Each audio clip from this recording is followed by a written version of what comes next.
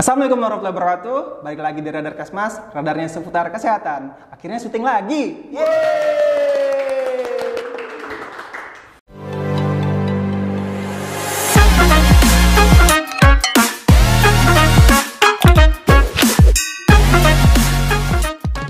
Oke.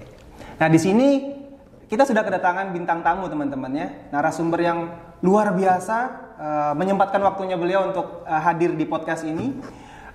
Saya perkenalkan Bapak Didi Rahmadi ya. Siap.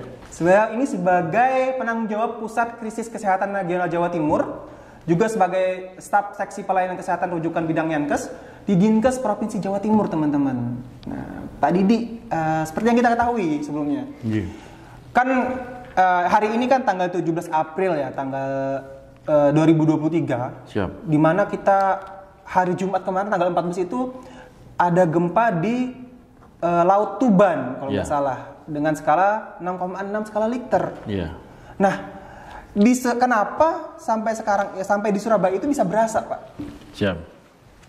Terima kasih, sahabat. Jadi intinya pada kesempatan ini kami dari Dinas Kesehatan Jawa Timur merasa sangat bangga dan berterima kasih kalau diberi kesempatan untuk membantu mengisi kegiatan sahabat-sahabat kami dari UNUSA. Untuk kegiatan gempa yang kemarin memang kebetulan kita rasakan bersama-sama, itu memang terjadinya itu di Tuban, tetapi yang merasakan itu hampir seluruh Jawa, tidak hanya Jawa Timur, seluruh Jawa. Ada pembahasan kecil yang menjadi kata kuncinya. Kenapa?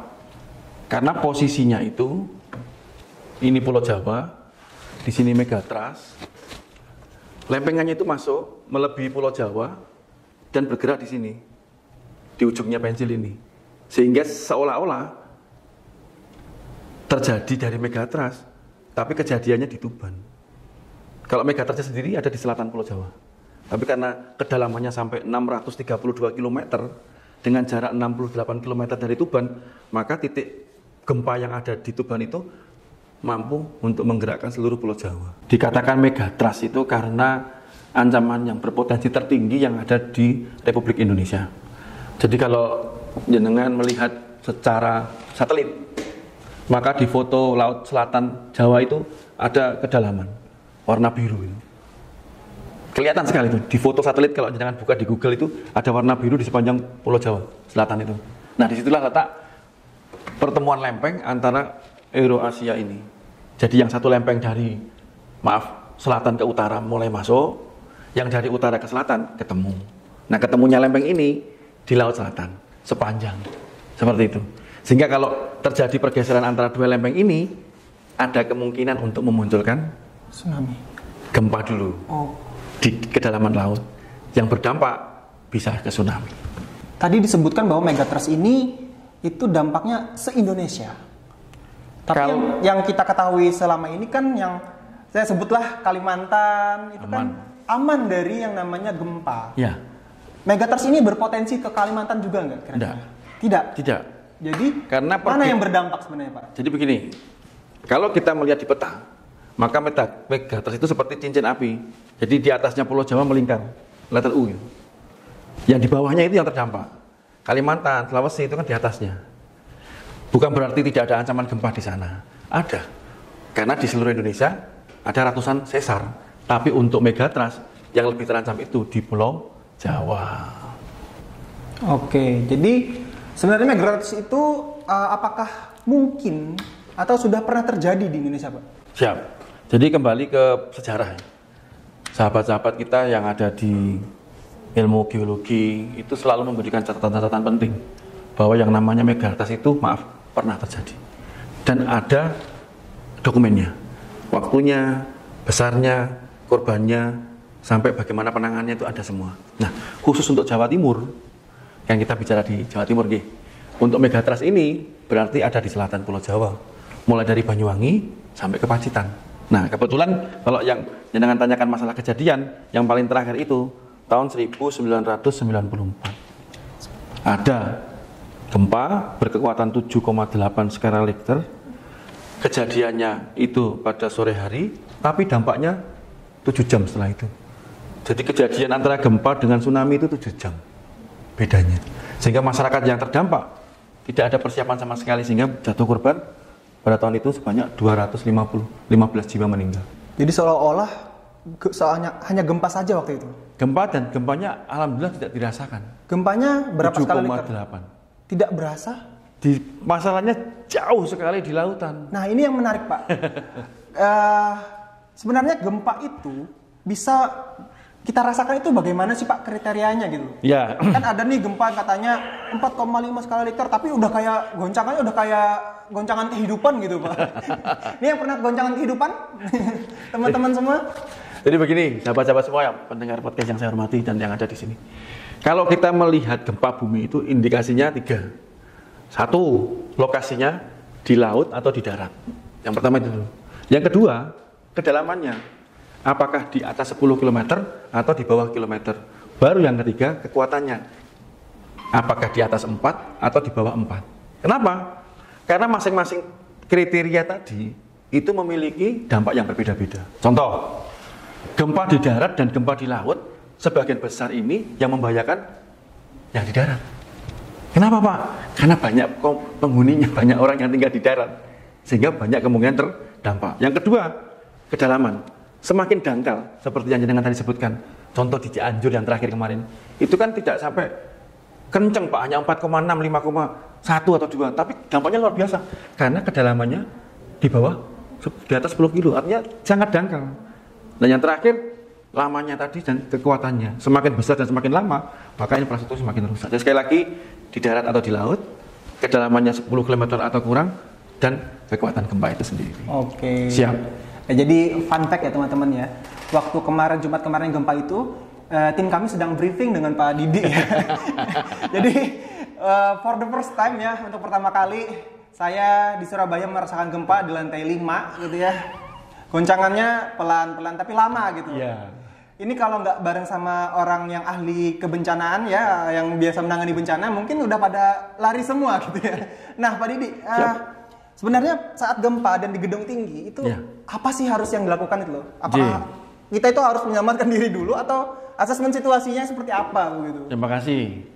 Jadi kalau kita kembali ke contoh nyata, kami ada di lantai 5 di gedung Unusa, ya, tower. Kencang waktu itu ya, Pak. Tertulis dalam sejarah itu shock yang pertama shaking-nya itu 6,6. Nah, selalu sahabat-sahabat di BMKG maupun di kebencanaan mengingatkan akan ada kewaspadaan untuk susulan. Kebetulan kemarin muncul juga dengan angka 5,5. Jadi kemarin itu ada 2 kali gempa, 6,6, beberapa waktu kemudian 5,5. Nah, kalau kita melihat gedung infrastruktur Unusa, baru dibangun, baru dipakai, dan baru diresmikan, serta memiliki IMB dan sangat ketat dalam pembangunannya, pasti sudah tersertifikasi dalam anti gempa dengan kekuatan tertentu. Sehingga untuk sahabat-sahabat yang ada di sekitar Surabaya, yang kebetulan sedang ada di ketinggian, apakah itu di hotel, di mall, di apartemen, di kampus, kalau ada gempa, jangan mengambil sikap untuk lari, panik, jangan dulu. Karena insya Allah Surabaya ini sudah memberikan semacam aturan yang sangat ketat dari pihak pemerintah kota tentang keselamatan bagi para warganya. Sehingga yang perlu kita selamatkan selanjutnya apa? Dalam jalur evakuasinya. Sehingga sekali lagi kami hanya mengingatkan, 1, tenang, jangan panik. Yang kedua, usahakan untuk berlindung. Kalau memang saat ini nanti ada gempa, kita ada meja, ya ukuran kita memang XXL, tapi kita masih mampu untuk memasukkan kondisi kita di sini. Bagaimana dengan sahabat-sahabat kita yang tidak ada perlindungan? Cukup melakukan perlindungan semaksimal dengan melindungi kepalanya atau mengambil barang-barang yang keras untuk dilindungkan kepada kepalanya. Setelah kondisi tenang, shakingnya tadi, berayunnya itu diam, baru kita melakukan pergerakan. Keluar menuju ke titik kumpul dari masing-masing gedung. Jadi pada saat terjadi shaking atau goyangan, tolong lebih baik diam, berlindung, dan bertahan. Itulah kunci untuk aman. Jadi gitu ya teman-teman ya. Kurangin panik. Intinya tuh kurangin panik. Tapi yang namanya first time ya, pertama kali ya, panik teman-teman ya. Untungnya ada Pak Didi waktu itu ya. Jadi benar-benar pertama kali kemarin Pak yang merasakan di gedung tinggi. Kalau di rumah-rumah kan sudah biasa gitu. Siap. Sebenarnya Surabaya itu sendiri, saya pernah baca di berita itu dia itu diapit 2 sesar ya Pak sebenarnya, sesar Ya. lempengan gitu. Ya.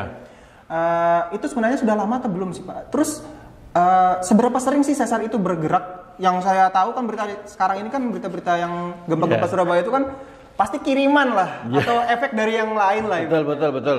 Sebenarnya Ya. Surabaya itu sesarnya itu bergerak nggak sih Pak? Betul, terima kasih. Dan sekali lagi saya mohon maaf kalau ada penjelasan yang kurang tepat karena background saya di kesehatan. Tapi sekali lagi kami dalam tim selalu belajar dan bekerja sama dengan unit-unit yang lain. Intinya di Surabaya itu ada sesar aktif. Intinya dulu yang namanya sesar kendeng dan sesar waru. Nah, sesar aktif ini kalau disederhanakan itu berarti jalan tol di dalam laut, di dalam tanah. Artinya ada pergerakan.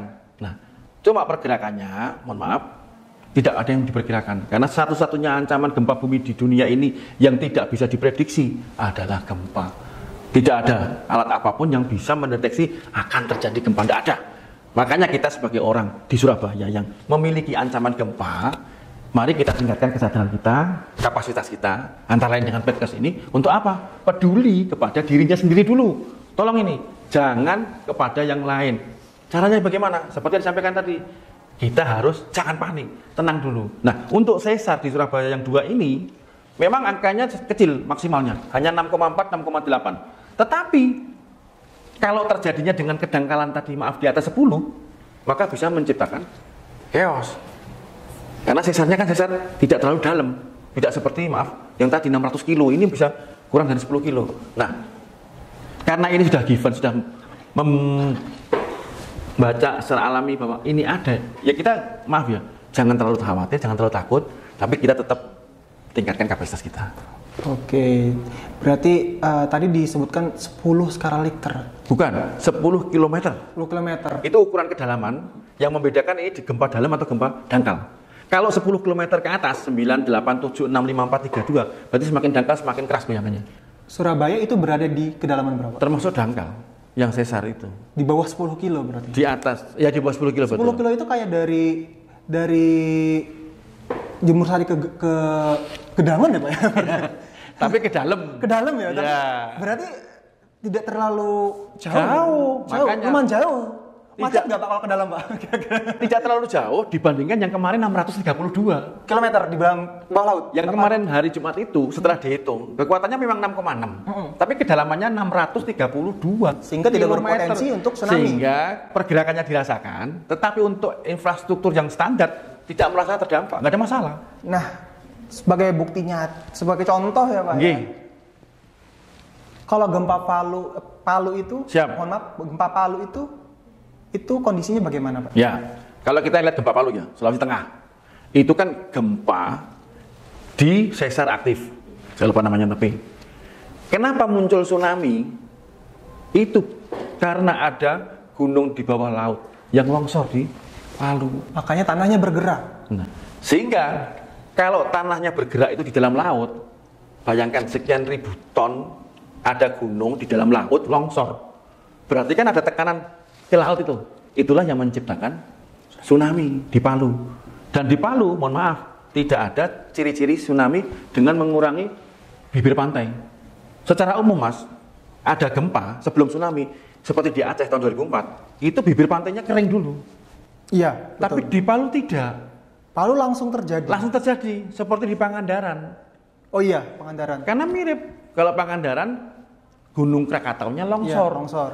Kalau yang di Palu gunung bawah lautnya yang longsor. Jadi tidak ada Longsor ini informasi karena air yang surut, tidak ada. Ini longsor ini karena ada aktivitas tektonik. Iya, Atau ada gempa lempengan. tadi, gempa tadi. Betul. Gempa akibat tektonik tadi. Gempa tektonik untuk di Krakatau, gempa yang di sesar yang di Palu. Oh. Siap. Sehingga sepersekian detik langsung terjadi. Ya, jadi kalau detiknya itu menitnya tergantung jaraknya. Contoh ke Banyuwangi tahun 94. Pak, 7 jam Pak, lama banget. Iya. Berarti kan mesra Pak jalannya. Iya. Jalannya dari pusat gempa ke bibir pantai Banyuwangi 7 jam, pelan-pelan mesra. Tapi besar itu Pak. Tapi buktinya besar. Berapa meter waktu itu Pak? Bisa sampai ke lapas 12 meter. 12 10-12 meter. Siap. Tapi untuk yang di Megatrust, maaf ya. Iya. Nah ini hitungannya adalah cepat. Kenapa cepat? Karena kekuatannya tinggi, jaraknya dekat. Gempa tidak bisa diprediksi. Tidak betul, bisa. Pak? Tidak bisa Total, diprediksi. tidak bisa. Point of view-nya orang yang terdampak sama point of view-nya orang yang tidak terdampak. Pak. Beda. Tenang, berlindung, bertahan. Terus setelah itu ngapain? Undang-undang kebencanaan. Artinya apa? Kita hanya punya waktu 20 sampai 30 menit, Pak. Untuk selamat itu.